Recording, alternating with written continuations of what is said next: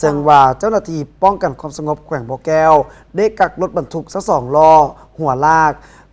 ได้มีการขนยาเสพติดยาบ้าจำนวน78เป่าเท่ากับ19ล้านกว่าเม็ดพร้อมทางผู้ต้องหา1คนมาดำเนินคดีอิงตามบทรายงานของห้องตำรวจแผนกตำรวจสกัดกั้นและต้านยาเสพติดป้องกันความสงบแขวงบ่อแก้วลงวันที่19พฤษภาคมปี2025ฮู้ว่าในครั้งวันที่17พฤษภาคมปี2025ทางเจ้าหน้าที่ตำรวจประจำจุดกวดกาน้ำเกิง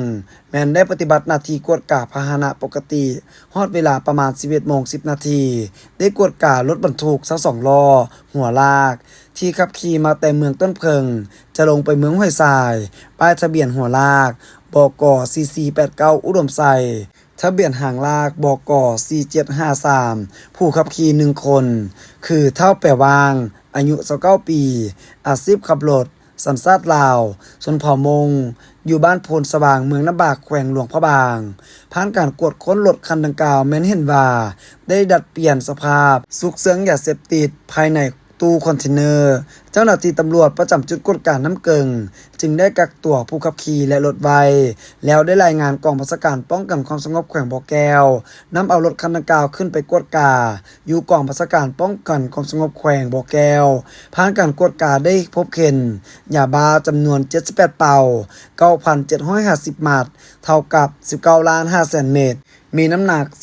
2,184 กิโลกรัมเครื่องของกลางและเครื่องติดตัวที่ยึดมาได้มีคือยาบ้า78เป่ามี 9,750 มัดเท่ากับ19ล้านกว่าเม็ดน้ำหนัก 2,184 กิโลกรัมรถบรรทุก2ล้อหัวลากสีแดง1คันทะเบียนหัวลากบก4489อุดมไซห่างลากบก4753หลวงน้ำทาโทรศัพท์ยี่ห้อ Infinix สีฟ้า1หน่วยปัจจุบันทางเจ้าหน้าที่วิศวกรพวมดำเนินการสืบสวนสอบสวนเพื่อขยายผลและนำตัวผู้เกี่ยวไปดำเนินคดีตามระเบียบกฎหมาย